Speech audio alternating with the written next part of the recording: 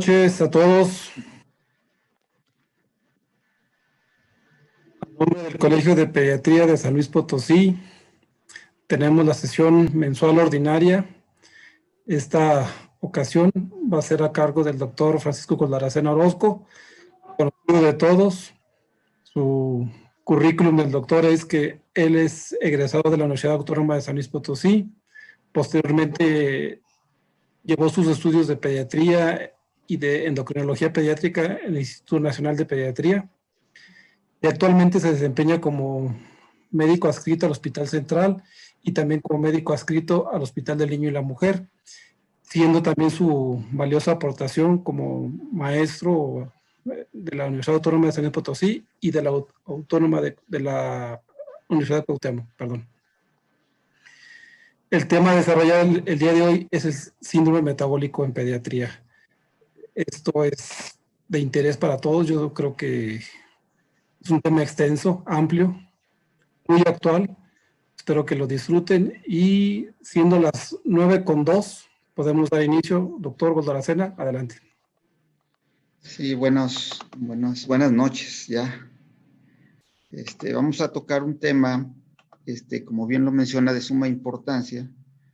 Actualmente cada vez vemos más problemas de obesidad, los cuales se relacionan directamente con el síndrome metabólico, como lo vamos a ver ahorita. Entonces, a ver si ya... Bueno, entonces, no hay conflictos de interés. Vamos a tratar de hacerlo de una manera muy dinámica.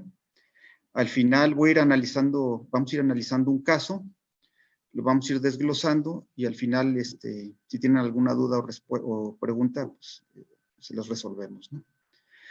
Se trata de un paciente masculino de 13 años, tiene los siguientes antecedentes. Antecedentes familiares: los dos papás son obesos, los abuelos paternos padecen diabetes mellitus tipo 2 y el abuelo materno sufrió un infarto agudo de miocardio a la edad de 56 años, 54 años. Personales: una lactancia exclusiva hasta los 6 meses, posteriormente alimentación complementaria. No toma medicamentos el paciente, no es alérgico a ninguno, duerme aproximadamente 6 horas durante la noche, no realiza ninguna actividad física. Dentro de los ginecobstétricos, es gesta 1, es un embarazo de término de 40 semanas y midió 43 centímetros al nacimiento. O sea, durante la exploración física desde toda su niñez, pues la exploración física fue normal, así como las tensiones arteriales, hasta ahora que acudió a consulta, en la cual ya se encontraba con una TA sistólica de 130, la cual está en la percentila 95, y la diastólica 68. Se encontraba con acantosis, estrías no violáceas, no hirsutismo, tenía queratosis pilaris, tenía un Tanner genital 2 y púbico 2. En el resto de la exploración física no había nada que nos llamara la atención. Esta es su gráfica de talla. Se encuentra, o sea, no presenta talla baja, al contrario. Y esta es su gráfica de índice de masa corporal, en la cual ustedes pueden observar que se encuentra por arriba de la 95.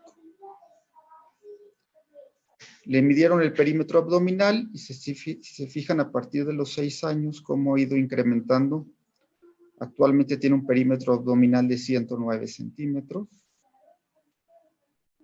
Y estos son los exámenes de laboratorio que se le habían tomado a lo largo de la vida, en las cuales pues, destaca que colesterol total se ha estado elevado durante todas las determinaciones. El HDL ha ido disminuyendo, el LDL ha ido incrementando, triglicéridos se encuentran elevados. En una ocasión se le tomó microalbuminuria, la cual se encontraba elevada. Las glucemias se han ido incrementando, así como la insulina y el HOMA. El HOMA, acuérdense que se saca, es la glucosa por la insulina entre 405. Entonces, así es como lo sacas, ¿no? Entonces, ahorita vamos a ir analizando cada parte, ¿no? Nada más quiero que tengan un contexto general del caso clínico. Entonces, ustedes me van a creer ahorita que este niño tiene síndrome metabólico. Es lo que me tienen que creer ahorita. Entonces, vamos a analizarlo. Primero, vamos a empezar con los antecedentes familiares o de los familiares. Nos dicen que los dos papás son obesos, que los abuelos tienen diabetes y el materno sufrió un infarto a la edad de 54 años. Entonces, a ver, aquí, si tú tienes en una familia que tus dos papás son flacos, el riesgo de tener obesidad es un 7 a un 14%. Si uno de tus papás es obeso, tienes un 40% de posibilidades de ser obeso. Pero si son tus dos papás obesos, como en este caso, tienes una probabilidad de un 80% de ser obeso. ¿Sí? Entonces, desde ahí ustedes van a ir, desde que entra la familia en el consultorio, ustedes ya empiezan a analizar varios factores, ¿no? La obesidad pues, es un exceso de grasa corporal. Eso es lo que te va a traducir obesidad. Lo puedes medir de muchas maneras. Es un exceso de grasa para la edad, talla y sexo, lo cual te va a representar un riesgo para tener una enfermedad crónica, ¿no? Generalmente, la manera más fácil en niños de hacerlo, de medirlo, es por el índice de masa corporal. En términos generales, en todo el mundo, se van a usar centilas por arriba de la centila 85. En este paciente, si se recuerdan, estaba todos por arriba del 85 para sobrepeso y 95 es obesidad. Aquí en México, dado que nosotros tenemos tenemos mayor predisposición a tener enfermedades cardiovasculares a un peso más bajo, se ha sugerido que estos puntos de corte lo bajáramos a 75 y 85, o sea, 75 sobrepeso y 85 obesidad, ¿no? Pero no hay un estudio concreto bien hecho. Entonces, como les mencionaba, el índice de masa corporal es el más aceptado, es muy fácil de calcular, tiene una alta especificidad, o sea, me detecta a los niños sanos de manera adecuada, una sensibilidad moderada, porque acuérdense que no siempre correlaciona, o sea, no siempre me va a diferenciar la masa muscular a la masa grasa, y no siempre me va a correlacionar con la obesidad central. Por eso es importante para ahorita que veamos la definición de síndrome metabólico. Hay otras maneras, son caras, la impedancia bioeléctrica, la tomografía, resonancia magnética. Entonces, la manera que tienen accesible y fácil en el consultorio, pues es el índice de masa corporal. Se le pueden medir pliegues cutáneos. La realidad es que pierdes mucho tiempo. El índice de masa corporal se calcula mucho más rápido. En los niños, el pliegue tricipital es el mejor para medir el que me pudiera predecir el porcentaje de grasa corporal, ¿no? Entonces, esto es importante porque en este paciente, si bien ustedes vieron cómo fue incrementando a lo largo de la vida, él ya era obeso desde antes. Entonces, un niño obeso tiene un 33% de probabilidades de ser obeso en la edad adulta. Y un adolescente obeso tiene un 55% de probabilidades de ser obeso en la edad adulta. Esto es porque es real que cuando viene el estirón puberal, si traes buenos hábitos, haces deporte, comes sano, vas a compensar el peso, o sea, con la estatura, ¿no? O sea, vas a mejorar. Pero la realidad es que los niños obesos o adolescentes obesos, cuando llegan a la pubertad, traen malos hábitos. Entonces, tienen muchas probabilidades de ser niños obesos. ¿Qué importancia tiene con el tema que estamos viendo? Que vamos a ver es que este es un estudio que se realizó en el Instituto Nacional de Pediatría por el doctor Perea, en el cual evaluaron 180 niños y encontraron en 39.4% de los niños que se encontraban obesos con síndrome metabólico. Eso es un porcentaje alto, ¿no? Y si ustedes observan esta gráfica, esta tablita, miren, si tienen un índice de masa corporal normal, pero su índice de cintura-cadera es menos del 0.5%, tienes un RR para tener síndrome metabólico pues, de 1. Pero en cambio, si tu índice de cintura-cadera se va incrementando, fíjense cómo el RR se incrementa de manera bastante importante. Es decir, si tú tienes un obeso con un índice de cintura-cadera mayor al 0.5%, tienes hasta 12 veces probabilidades de tener síndrome metabólico.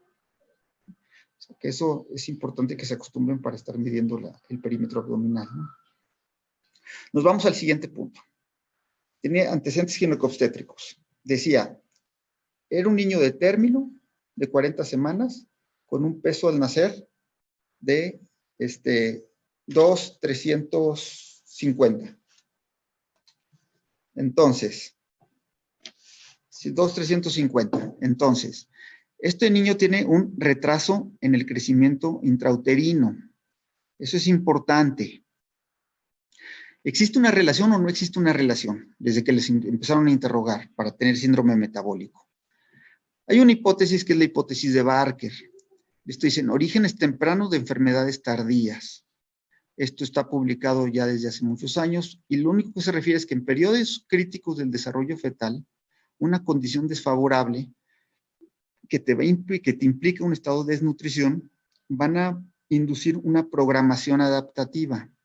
Es decir, el niño cuando nace y estar en mejores condiciones hace una teoría que es del ahorro, ¿no? Ahorras todo. Entonces, se ha relacionado con síndrome metabólico. Aquí les puse algunos estudios, pero la mayor parte de los estudios, hay muchísimos estudios,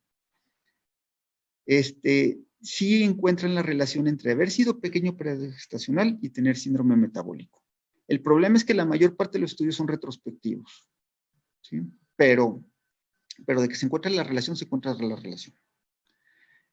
El ser pequeño para edad gestacional, ahí les puse varias referencias bibliográficas, y un incremento de peso rápido durante la niñez se relaciona con intolerancia a la glucosa, resistencia a la insulina, diabetes tipo 2, hipertensión arterial, infarto agudo del miocardio y síndrome metabólico. ¿Por qué es importante esto? Esa parte que dice incremento rápido durante la niñez, sobre todo en los primeros meses de vida, tienen un papel ponderante y muy importante en que vayan a presentar cualquiera de estas enfermedades en un futuro. Y es importante porque, ¿qué es lo que le preocupa a la mamá cuando nace, tiene un niño prematuro, que tuvo retraso en crecimiento intrauterino, que lo ven muy chiquito, que está flaco, ¿sí? Entonces le quieren dar de comer y comer, y lo quieren engordar. Y lo que no sabemos es que a veces ya lo estamos condicionando a que va a ser un niño obeso o un niño con hipertensión, con triglicéridos altos, con síndrome metabólico, etcétera. Estos estudios retrospectivos, pues posteriormente se han realizado estudios ya genéticos, en los cuales sí se ha demostrado una variación genética. Por ejemplo, aquí en el BDNF, que es un gen de la obesidad, o en el KCNJ11, que es para presentar diabetes, la mayoría son alteraciones en los SNPs, y que van a apoyar este concepto que se viene viendo en los estudios retrospectivos, ¿no?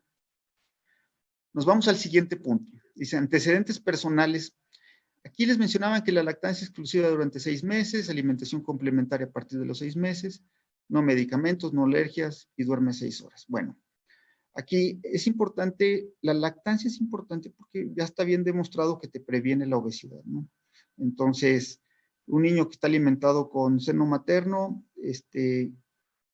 tiene cierto grado de protección a no ser obeso en la edad adulta, ¿no? Eso es importante. El otro factor bien importante es la dormida.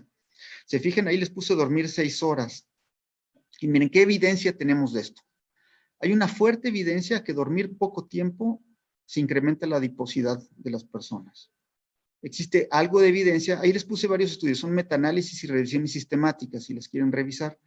Y en todos estos refieren que hay algo de evidencia entre dormir poco tiempo y resistencia a la insulina, donde hay resultados inconsistentes en el de dormir poco y alteración al nivel de los lípidos. Hay estudios que sí apoyan que se incrementan y hay otros que dicen que no. Así como los marcadores inflamatorios y lo que nos lleva en este tema, que es el síndrome metabólico. Y hay un estudio, que es el que está ahí del 2017, que establecen que el dormir poco va a incrementar la ingesta de alimentos durante el día de los niños. O sea, el niño que te duerme poco, al día siguiente está comiendo y comiendo y comiendo. ¿Sí? Come más. Ahora, ven esta gráfica que les puse ahí. ¿Qué les llamaría la atención? Miren, hay un rebote de adiposidad.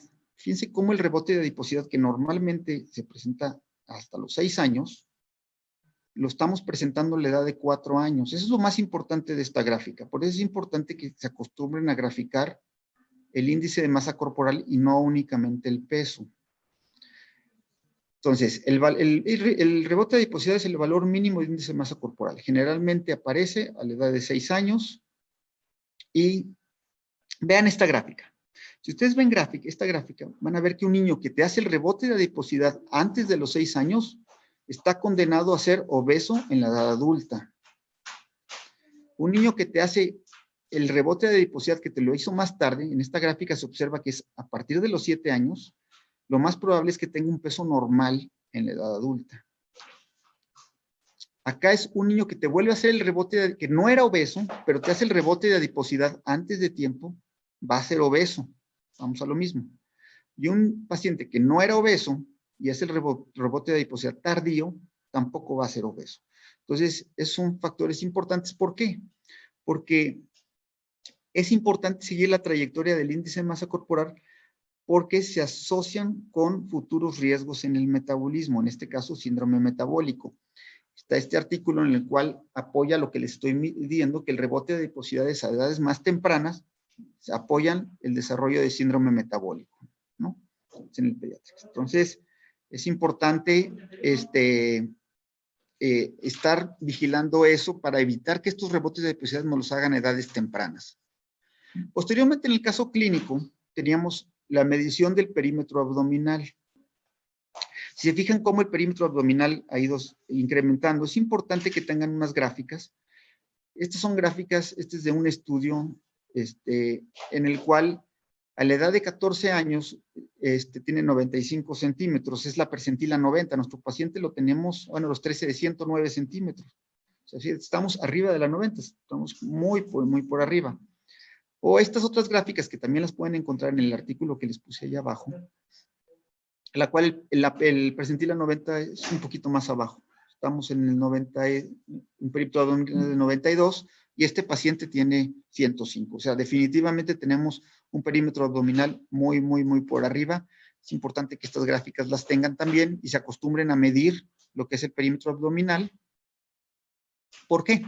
Porque la relación de obesidad central y síndrome metabólico, o sea, ¿cómo vamos a medir una obesidad central? Pues con el perímetro abdominal. Es un factor de riesgo bien reconocido para el desarrollo de enfermedad cardiovascular y diabetes mellitus en la edad adulta. ¿Sí? Esta es la gráfica que les había puesto previamente, entonces vean cómo sí se incrementa de manera significativa el riesgo de presentar síndrome metabólico. Entonces, para todo esto que hemos estado hablando de qué es el síndrome metabólico, porque nada más se los he mencionado y he estado analizando los antecedentes, pero ¿qué es el síndrome metabólico? Porque ustedes le van a decir a la señora, pues sí, o a los papás, pues su niño tiene síndrome metabólico. ¿Y eso qué? ¿Eso qué significa? Pues miren, para fines prácticos es un conjunto de comorbilidades asociadas a la obesidad que van a favorecer el desarrollo de una enfermedad cardiovascular, aterosclerótica y diabetes tipo 2. ¿Sí? Hay factores genéticos y ambientales. Por eso les mencionaba al principio que si los dos papás son obesos, si un papá es obeso, y fuimos desarrollando todos los posibles factores ambientales que te pudieran desarrollar esta enfermedad. Pero esta es la definición como tal. En la práctica, ¿cómo vas a definir esto? Bueno, antes que nada, perdón. La importancia de establecer el diagnóstico de síndrome metabólico, la importancia es que te incrementa 2 veces el riesgo de tener una enfermedad cardiovascular, ¿sí? Y hasta 5 veces el riesgo de padecer diabetes tipo 2. Entonces es muy importante establecer, no nada más que el niño es gordito, sino si el niño tiene síndrome metabólico. ¿Sí? Entonces, ¿cómo lo definimos? Esto no quiero que, esta gráfica es de adultos, entonces, ¿por qué se las pongo? Entonces, ¿por qué se las pongo? Porque la de niños se basa, gran parte de las definiciones de niños las han sacado de las de adultos. El problema es que no nos ponemos de acuerdo, no se ponen de acuerdo. Por ejemplo, aquí les puse 5 definiciones de síndrome metabólico de 5 asociaciones diferentes. Lo único que concuerdan es que es el paciente que tienes que medir que esté obeso de alguna manera, triglicéridos, colesterol HDL, hipertensión y alteraciones a nivel de la glucosa. Pero este es de adultos. Ahora, de niños, para ustedes. Antes de eso, miren. Ahorita les voy a poner la de niños, pero antes de eso, miren, ¿qué importancia tiene? Estos son 4 estudios.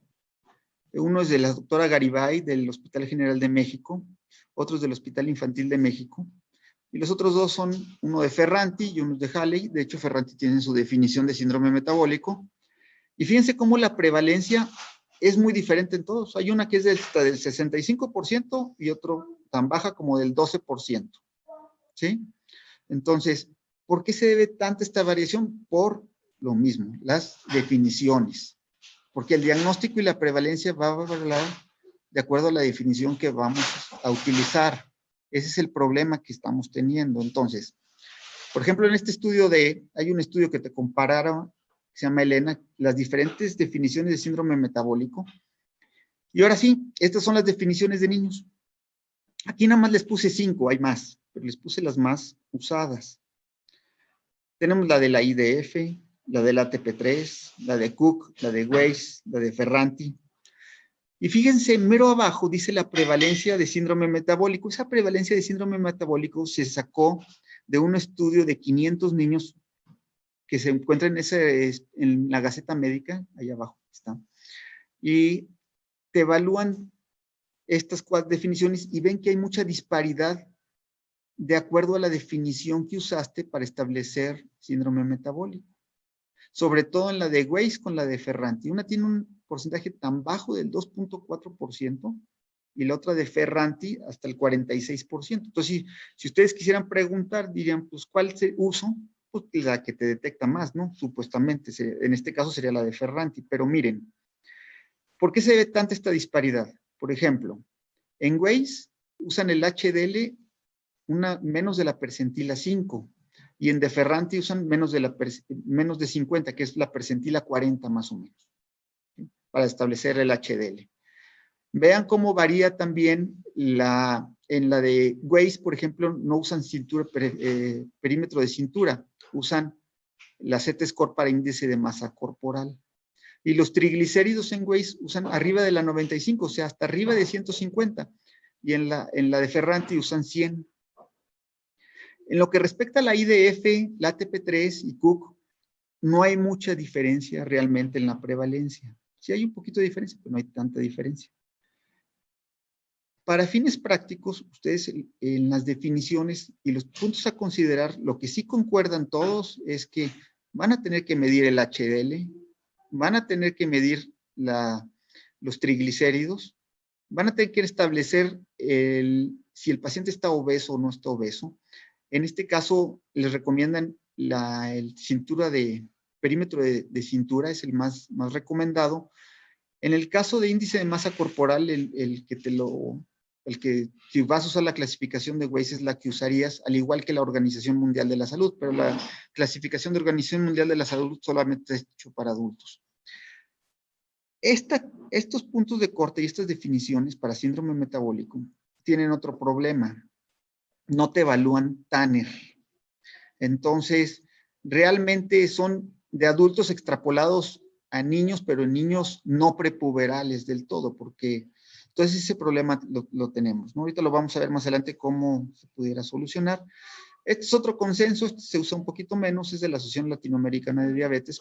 Este es de 6 a 18 años y también te mide perímetro de cintura, triglicéridos, HDL, TA y glucosa, ¿no? Entonces, si recordamos el caso clínico de este paciente, teníamos HDLs bajos, los triglicéridos se encontraban altos y aquí tenemos ya la glucosa alta. Ahora, aquí les puse glucosa y el HOMA, ¿no? Si se fijaron en las definiciones previas, acá, las definiciones previas, en ninguna incluyen la insulina, en ninguna. Te manejan la glucosa. ¿Cuál es el problema con eso? El problema es que muchos de los niños todavía no presentan alteraciones de la glucosa. Entonces, parece ser que si nosotros agregamos, si conocemos la fisiopatología del síndrome metabólico, en el cual, como vamos a ver ahorita más adelante, parece ser que la resistencia a la insulina es el pivote, es la causa o la base fisiopatológica del síndrome metabólico. La primera pregunta que dejaría al aire, ¿qué tanto vale la pena agregarlo como un probable criterio? De hecho, en el estudio donde mencionan la prevalencia aquí del 15 punto de la prevalencia en ese estudio mexicano, después de haber analizado todas estas definiciones, agregaron el HOMA Y lo que es la IDF, NSP3, Cook, Weiss y de Ferrante, se ajustaron un poquito más las prevalencias, ¿no? Entonces, parece ser que pudiera ser un punto a considerar, ¿no? Otra pregunta que, a ver, ¿agregarían algún otro parámetro que se asocie a riesgo cardiometabólico? ¿Y qué puntos de corte usarían? Son las preguntas que pues dejaríamos al aire, ¿no? ¿Qué te dicen los estudios? ¿Qué está publicado? Bueno, a ver, miren, puntos a considerar, lo que les había mencionado.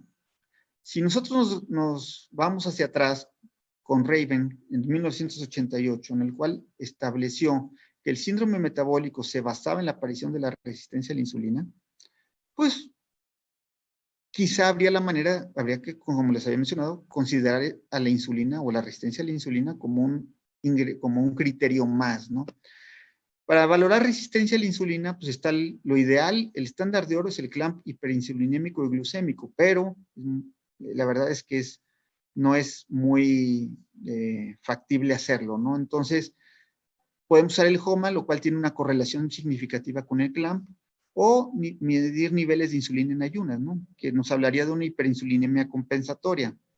Esto es lo que es la acantosis, todos lo han visto, los acrocordones, como en la segunda figura.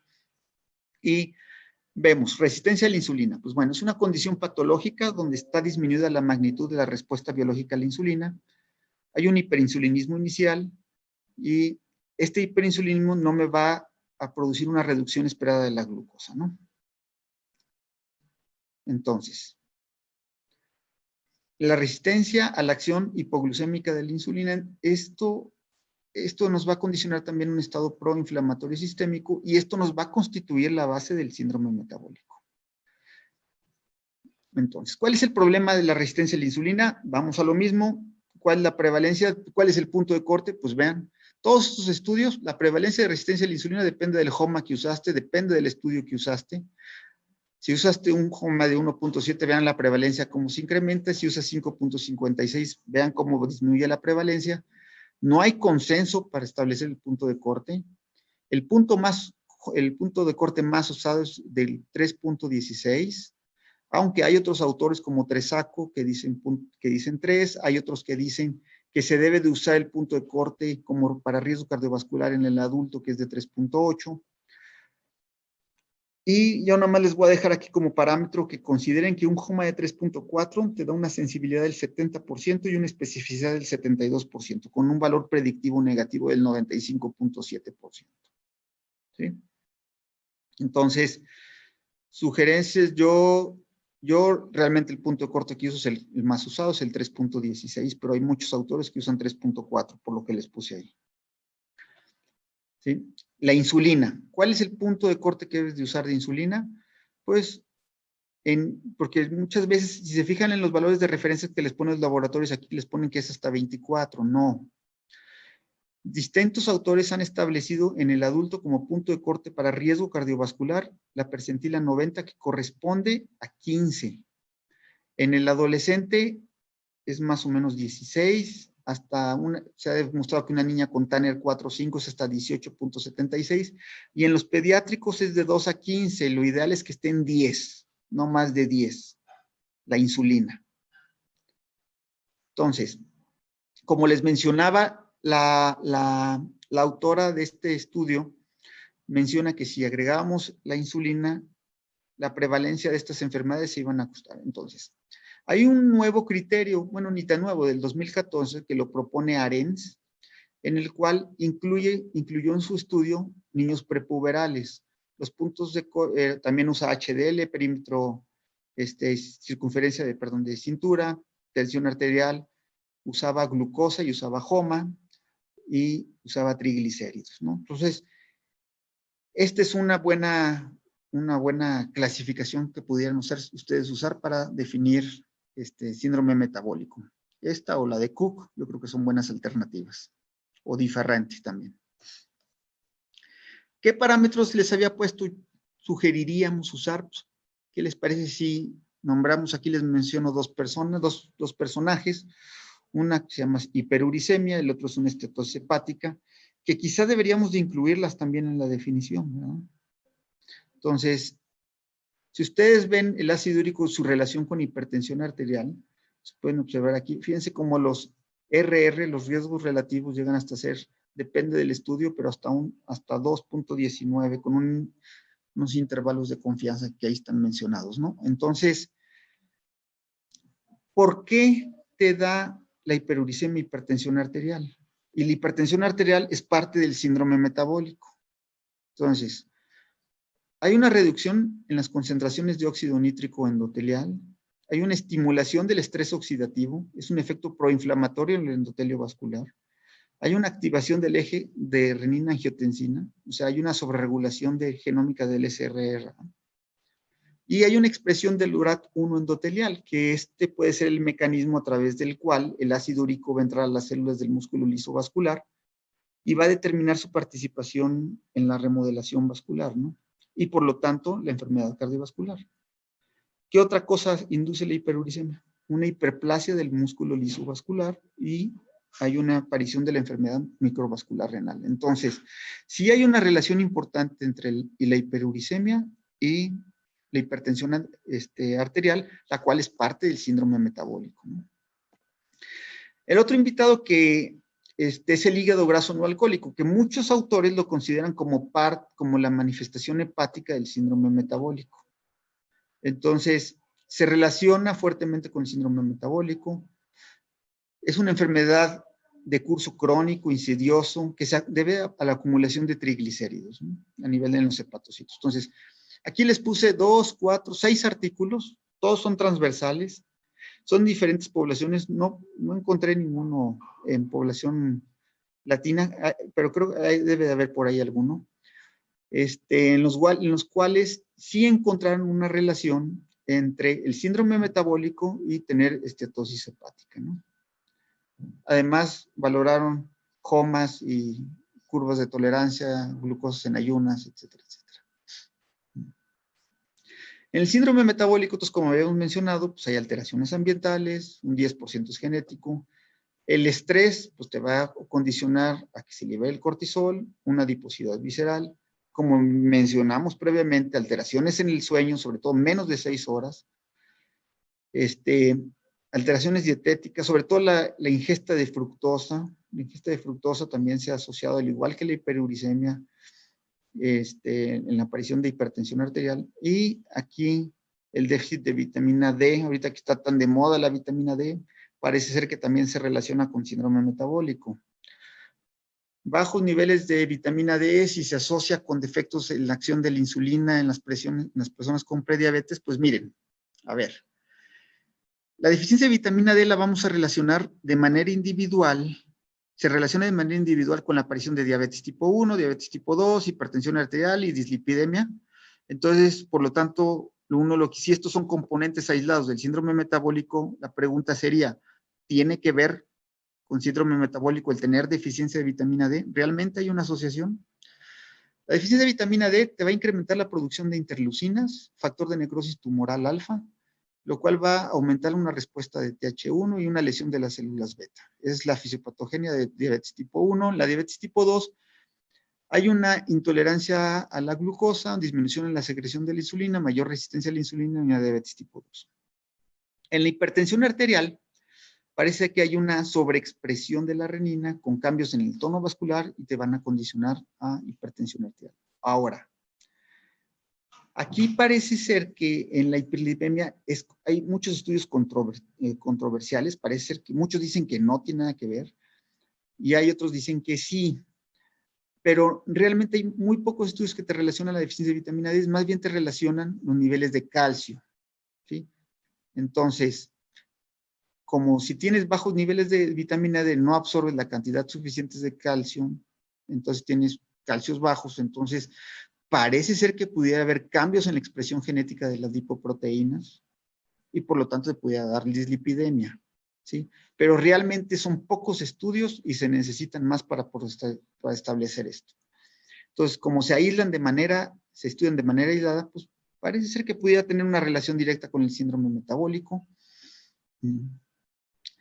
¿Por qué es importante tratar síndrome metabólico? A ver, es bien importante, como lo dice este estudio de Princeton Prevalence y estudios subsecuentes de los niños con síndrome metabólico establecen que tienen un OR de 9.4 para presentarlo en la edad adulta. O sea, si tú tienes un niño con síndrome metabólico, tienes 9 veces más posibilidades de tener síndrome metabólico en la edad adulta. Entonces es importante tratarlo desde edades tempranas, ¿no? Diagnosticarlo en edades tempranas. No nada más decir que el niño está gordito, sino establecer bien el decirle, ¿sabes qué? Tienes síndrome metabólico y vamos a atacar y tratar cada uno de los componentes de este, ¿no?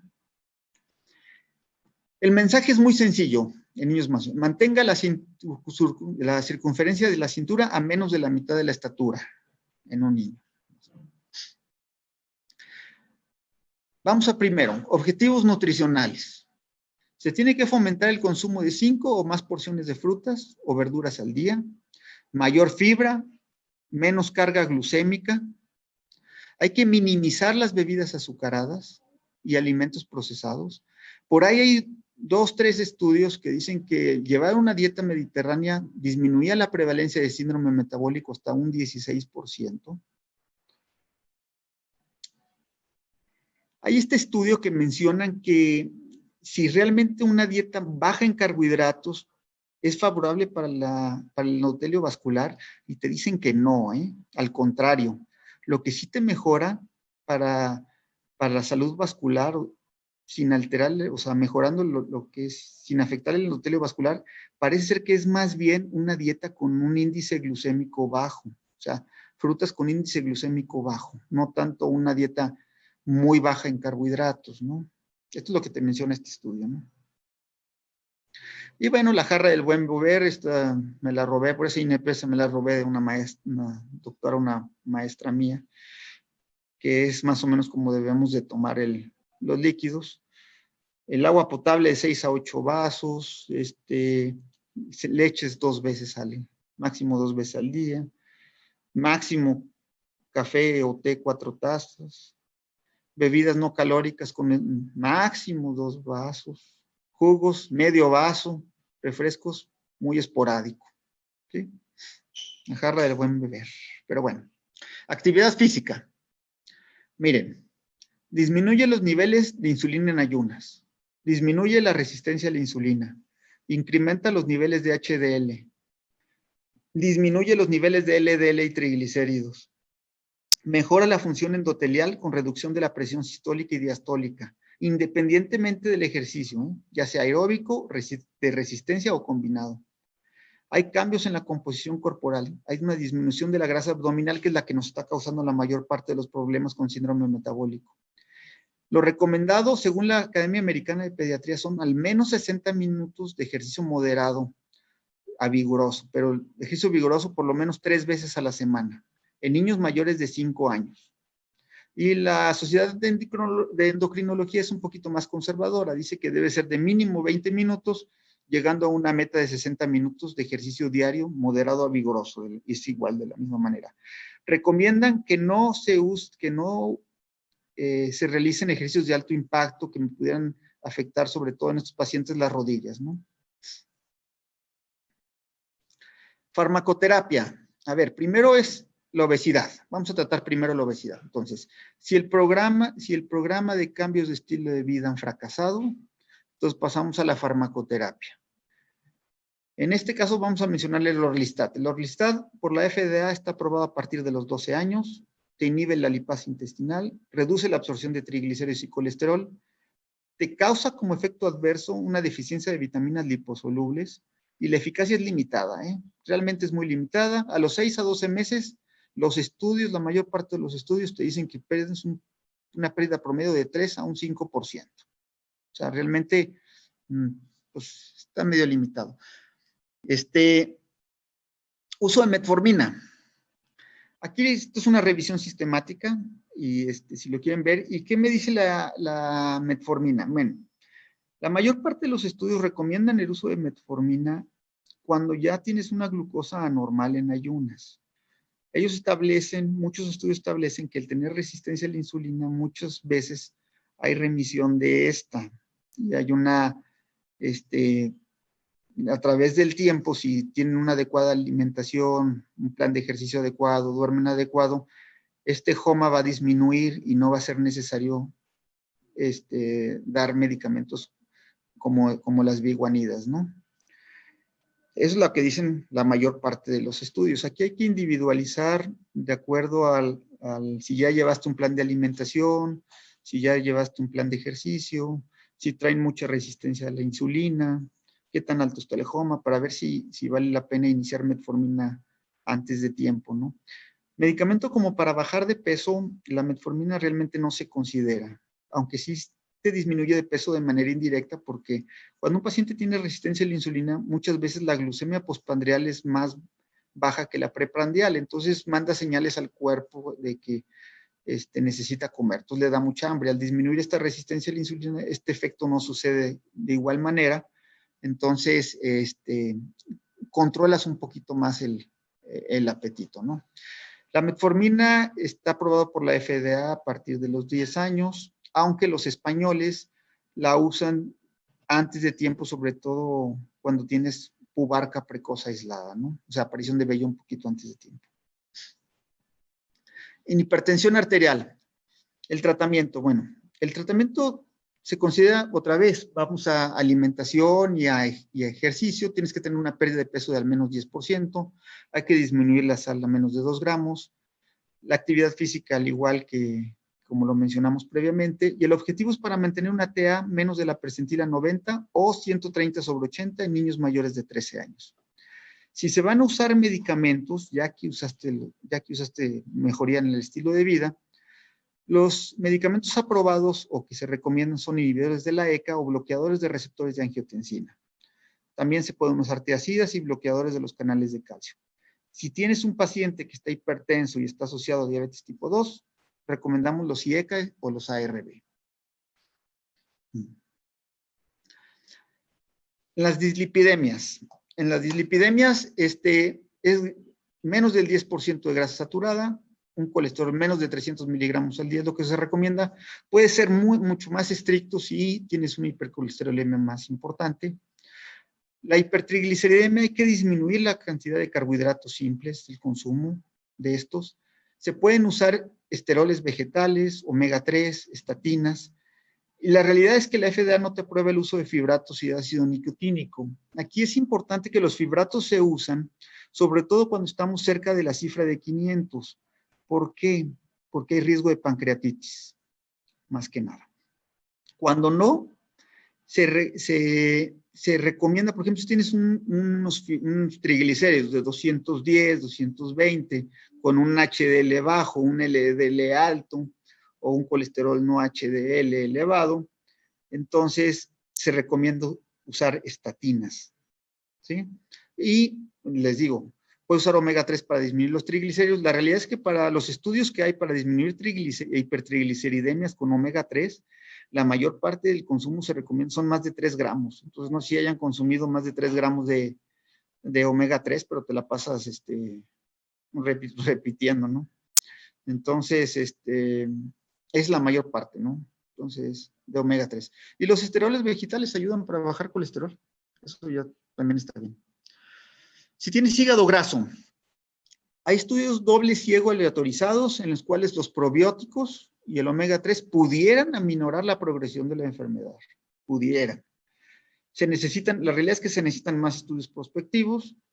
La vitamina E parece no ser efectiva en mejorar la histología hepática ni disminuir los niveles de las aminotransferasas, mas sin embargo, parece ser que sí mejora la balonización hepatocelular en pacientes con NASH. O sea, ya no nada más la esteatosis hepática, sino que ya tiene una esteatosis hepática, esteatohepatitis no alcohólica, ¿no?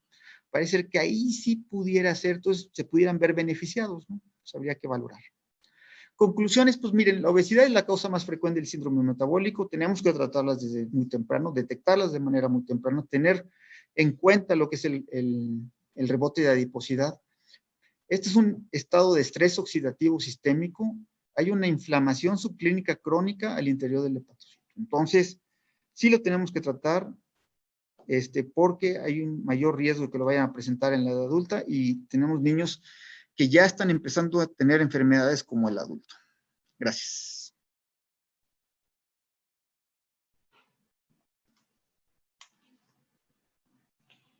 No sé si tengan dudas o preguntas. Hay una pregunta en el chat Ajá. que nos pregunta el doctor Santos si no es mejor medir cintura-cadera que perímetro abdominal. Cintura, cadera, no, doctor, parece ser que el valor predictivo positivo es mejor con el perímetro abdominal que con el de cintura, cadera. Sí, hay varios estudios, ya que han hecho estudios comparativos y no, parece que no.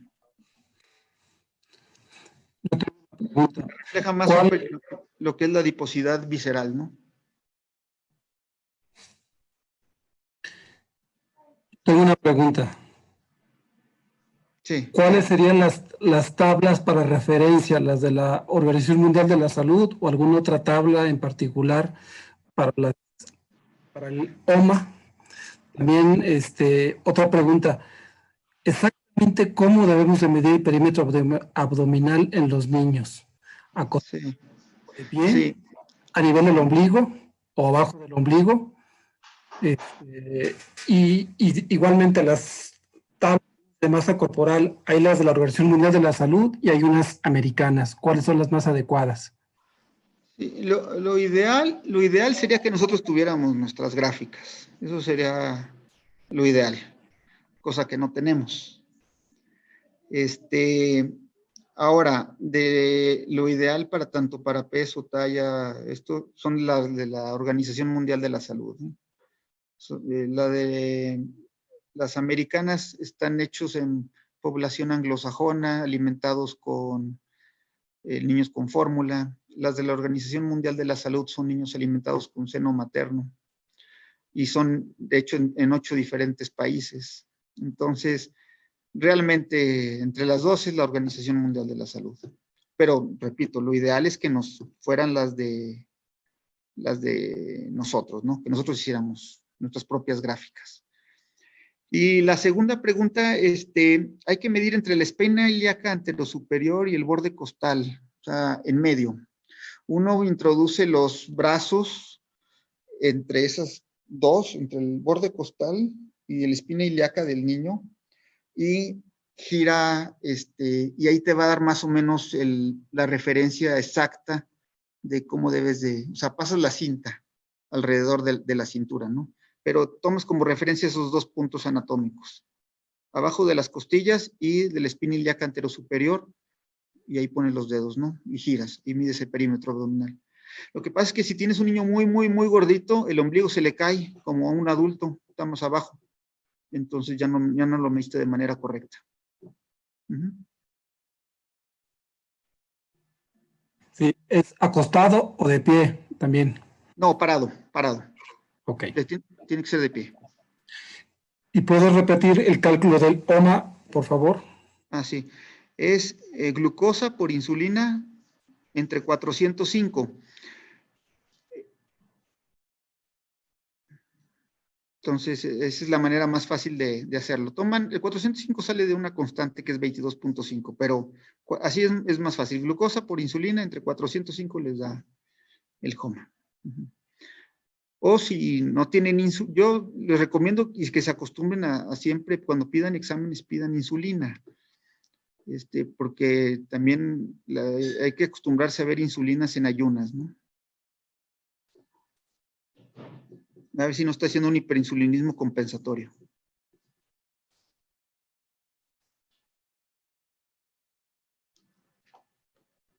¿Alguna otra pregunta?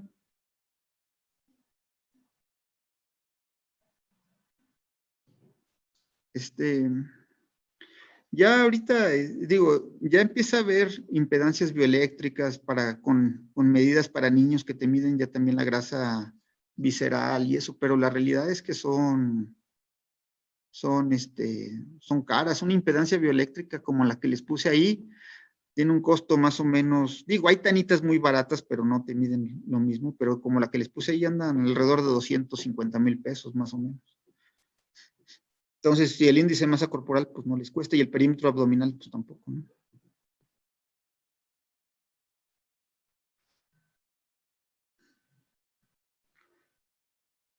No sé si tengan alguna otra pregunta.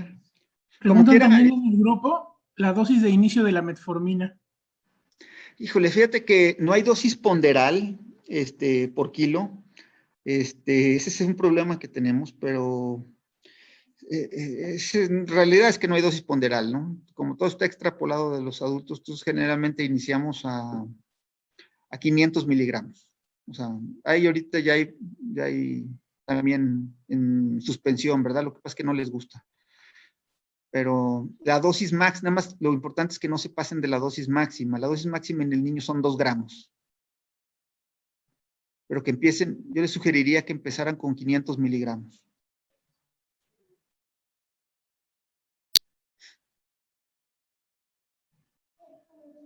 ¿Alguna recomendación sobre la técnica para la medición de insulina en ayunas o cuánto tiempo?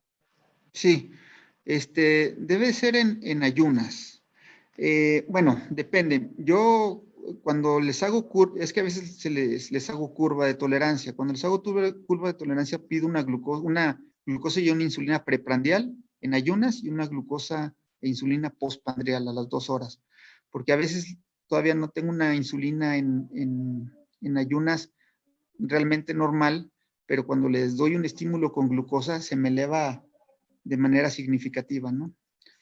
Entonces, si tiene un niño con una acantosis, esto no lo mencioné, pero si tiene un niño con una acantosis muy, muy importante, acuérdense que la glucosa que inicialmente se altera es la postprandial, entonces, a veces puedes tener glucosas en ayunas e insulinas, glucosas normales, entonces vale la pena hacerle la curva. El problema que yo tengo, Aldo, aquí con las insulinas, aquí en algunos laboratorios, es que yo ya los tengo más o menos identificados, pero te las reportan muchas veces como normales, ¿no? Y tiene un niño con una acantosis bastante significativa, ¿no? En un laboratorio en particular, ¿verdad? En el de la Beneficencia Española, en Lister, siempre las insulinas rara vez te las reportan arriba de 15, rara vez. ¿Y tienes alguna recomendación para algún laboratorio en ese tipo de estudios? Yo, lo que he visto en insulina, porque realmente en las demás, glucosa, triglicéridos y eso, no hay mucha variación, pero en insulina, el laboratorio del doctor Rosillo es bueno. Y Telles Girón, también insulinas me las marca bien. No es anuncio, no recibo nada de dinero de ellos. Chopo, a veces sí, a veces no, ¿va? No, a veces no hay mucha correlación. Definitivamente salud digna, no. Y y básicamente, ¿no? Uh-huh. Oye, nos preguntan si la fórmula que diste para OMA, ¿en qué unidades se supone que viene reportada la insulina? NIUI, ay, ¿cómo te la pongo? Es micro, a ver, es como se reporta la insulina M, o es como micro UI, unidades internacionales. Ok. Unidades internacionales. Ajá. Es Sobre como lo se de los reporta la insulina. lactobacilos. Perdón. Ajá. Sí, dime. Sobre los lactobacilos, mencionan que hay un producto que promocionan comercialmente que tiene lactobacilos y que dicen que sirve para provocar saciedad y disminuir el peso, si es útil o no es útil, o esos no te dan, mágicos que hay ahí. no, realmente como hay los estudios que hay es que dicen, sí tienes que restablecer la flora intestinal, tienes que hacer como hay una reprogramación, pero realmente no hay ningún estudio que te diga que te va a quitar el hambre, no. O sea, como inhibidor del apetito, no. Definitivamente eso sí no es cierto, ¿no? O sea, no. Sí vale la pena administrarlos por lo que les mencioné, ¿no? No nada más o sea, como para síndrome metabólico, no necesariamente como para esteatosis hepática nada más, ¿no? Hay muchos estudios que administras en pacientes obesos, ¿no? Que lo recomiendan dar, ¿no? Pero no porque te vayan a quitar el hambre, para nada. O sea, no hay un estudio bien hecho, comparativo, que te diga que se pueda quitar el hambre, porque no pierdes más del 5 al 10%, que es lo que requiere un medicamento para ser considerado como un medicamento para bajar de peso, ¿no? Si ni la metformina se considera por eso. Sí. Oye, preguntan en el chat, ¿qué tan cierto es que puede haber mayor densidad ósea y que eso hace que el paciente pese más? Eso de los, ¿cómo dicen? Soy de hueso pesado, hueso ancho. Sí. No, bueno, por eso es el problema que a veces tenemos con los índices de masa corporal, ¿verdad? Que no me distinguen. Pero tú mides perímetro abdominal. Entonces, si mides perímetro abdominal, ya te habla indirectamente de cómo es la grasa visceral que tenga. O puedes medir pliegues, o si quieres, por eso tienes la impedancia. Es la ventaja de tener una impedancia bioeléctrica, ¿no? O la otra es medir pliegues, ¿no? Pero la realidad es que si ustedes miden el perímetro abdominal y está muy por arriba, pues no es de que porque tenga huesos pesados, ¿no? Pero sí, por índice de masa corporal no lo puedes diferenciar ni por músculo ni por hueso, ¿no? Un paciente que es obeso, es el porcentaje, obesidad es el porcentaje de grasa. Entonces, puede ser muy grande, un hombre muy, muy grande, pero si su porcentaje de grasa es mayor, es obeso. O puedes tener un paciente que es flaco, aparentemente, pero si su porcentaje de grasa es mayor, es obeso. Entonces, si uno se basa en la definición de obesidad, que es porcentaje de grasa, pues no, o sea, pues no puedes decir que es porque tenga huesos pesados, ¿no? O sea, es porque tiene porcentaje de grasa mayor. Lo que pasa es que para diagnosticarlo, pues sí tienes que tomar todas las medidas, ¿no? Es el problema del índice de masa corporal, que no me distingue, ¿no? Pero si mides otros parámetros, pues sí le puedes decir, no, mira, pues tu perímetro abdominal está en el 95, o tu pliegue tricipital es tanto, pues no, ¿no? Oye, en relación a la estigmatización social, nos preguntan cuál sería tu opinión sobre el apoyo del nutriólogo o del psicólogo para los niños con estos problemas. Pues sería lo ideal, eso es lo ideal, pero pues el problema que tenemos a veces es que, pues el costo, ¿no? Pagan consulta con ustedes, y luego pagan consulta con el nutriólogo, y luego pagan consulta con el psicólogo. Ese es el problema, ¿no? Pero la realidad es que en un mundo ideal, esto es un manejo multidisciplinario, que deben de intervenir psicólogo, nutriólogo, pediatra o endocrinólogo pediatra, y hasta una persona que se dedique a la parte del deporte, ¿no? Entonces, cuando no, si pueden los papás, lo que ustedes deben de hacer como pediatras, o yo como endocrinólogo, se encargan de corregir la parte inicial, o sea, corrigen hábitos o ejercicio, y si hay que dar medicamentos, se dan medicamentos, ¿no?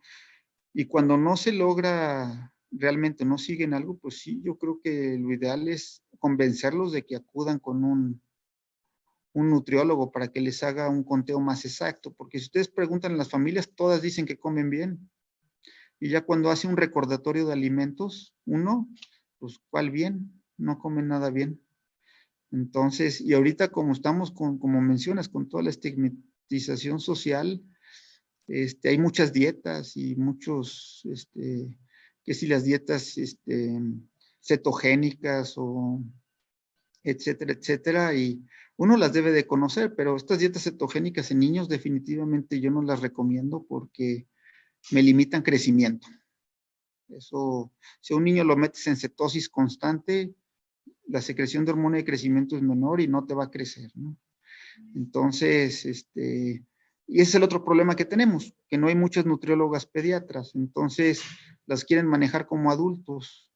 Entonces, pues llegan ahí y te llegan a los 3 meses que los estuvieron manejando y resulta que el niño no te creció nada. Sí te bajó, pero no te creció nada. Entonces, En un mundo ideal, sí, un nutriólogo, un psicólogo, pero bien preparados. Ujú.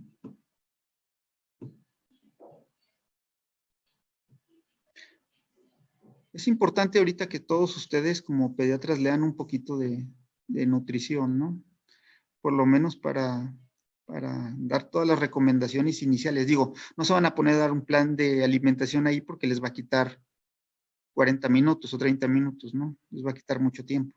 Pero sí las recomendaciones iniciales, y si tienen una nutrióloga que trabaje con ustedes y que esté bien capacitadas, pues adelante, convenzcan al paciente. Eso es lo ideal.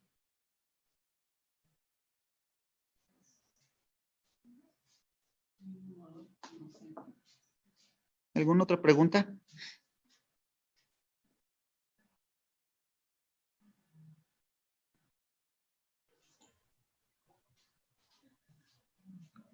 Bueno, parece que no tenemos más preguntas en el chat. No sé si quieran preguntarle algo más al doctor Francisco.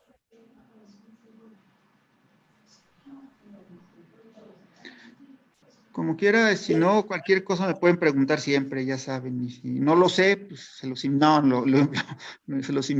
No, no, hombre, lo buscamos y ya vemos. ¿Sí?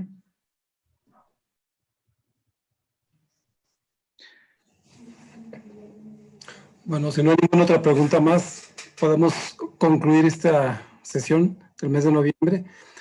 Damos un reconocimiento al doctor Goslaracena, que probablemente será físico. Y nuestro respeto, porque sí hay la intención de mucha gente de saber, de conocer más. Tiene razón, antes sí necesitamos empaparnos más del problema, y yo creo que es de lo más común. Ahorita, pues, por la cuestión del aislamiento social y del poca actividad que tienen los niños, esto se va a incrementar mucho más, al igual que los accidentes en el hogar. Entonces, pues necesitamos tomar cartas en el asunto, sobre todo incidir más en la lactancia materna. Hoy, por ejemplo, en nuestra sociedad, solamente el 15% se está alimentando con leche materna, y el otro restante, el 85% restante, son con fórmulas. Y constantemente estamos siendo bombardeados por laboratorios de una y de otra fórmula, y cada vez más novedosas y más sofisticadas y más caras, y lo que es peor, con un deterioro para la salud de nuestros niños. Entonces necesitamos apoyar más la lactancia materna más decididamente, para que esto también se pueda revertir como una medida de prevención. Bueno, si no hay más preguntas ni ningún otro comentario extra, agradezco al doctor Francisco Goslaracena su aportación. Espero que haya más preguntas y las hagan directamente con el doctor. Acabo está aquí y es local, y nos puede contestar muchas cosas. Como, como último noticia, bueno, pues que continuemos con la sana distancia, con la higiene y con todas las medidas de prevención para este COVID. Y en espera de que podamos tener nuestra última sesión de diciembre, que no va a ser académica, va a ser una sesión.